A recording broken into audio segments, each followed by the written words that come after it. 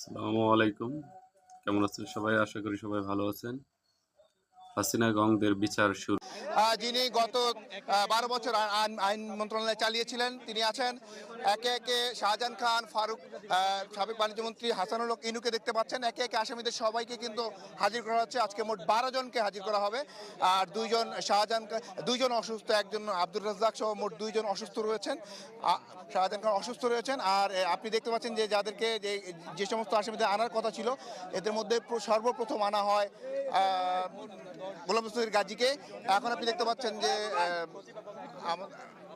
কামাল আহমেদ মজুমদার সাবেক মন্ত্রী তিনি নামছেন গাড়ি থেকে। এরপর সালমান এফ রহমান, যাকে বলা হয় গত 15 বছরে শেয়ার বাজার কেলেঙ্কারির অন্যতম হোতা সালমান এফ রহমান, তাকে আপনারা দেখতে পাচ্ছেন। এরপরে রয়েছেন সাবেক প্রধানমন্ত্রীর সাবেক উপদেষ্টা তৌফিকে ইলাহি চৌধুরী। ঠিক পেছনেই রয়েছেন সাবেক একজন সচিব রয়েছেন জুনায়েদ আহমেদ পলক, যিনি আইসিটি প্রতিমন্ত্রী ছিলেন। এবং একে একে প্রিজন ভ্যান থেকে যখন নামানো হচ্ছিল মনে হচ্ছিল যারা শ্বশুর বাড়ি যাচ্ছে, আনন্দ উল্লাস এবং মনের মধ্যে উৎফুল্লতার অনুভব, অর্থাৎ তাদের চেহারা দেখে মনে হয়নি যারা কোনো অপরাধ করেছে। জুলাই গণহত্যায় তাদের যে ভূমিকা ছিল তারা মনে করছে যে ভারত বাবা তাদের বাঁচিয়ে দেবে, কিন্তু আমাদের বাংলার দামাল ছেলেরা যে অসম্ভবকে সম্ভব করেছে, এই বিচার প্রক্রিয়াকে তারা ত্বরান্বিত করতে পারবে, এ নিয়ে কোনো সংশয় নেই। দেখা যাক। হাসিনা গংদের বিচার কার্যক্রম শুরু করেছে আন্তর্জাতিক অপরাধ ট্রাইব্যুনাল।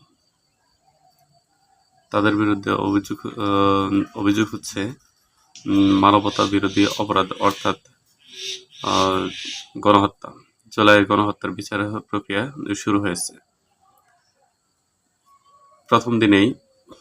প্রথম দিনেই আসামিদেরকে প্রথমে হাজির করা হয়।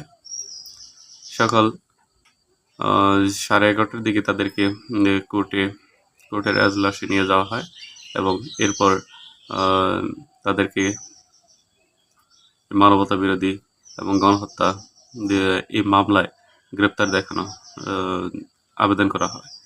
আদালত উক্ত আবেদনে সন্তুষ্ট হয়ে তাদেরকে কারাগারে প্রেরণ করে। এ নিয়ে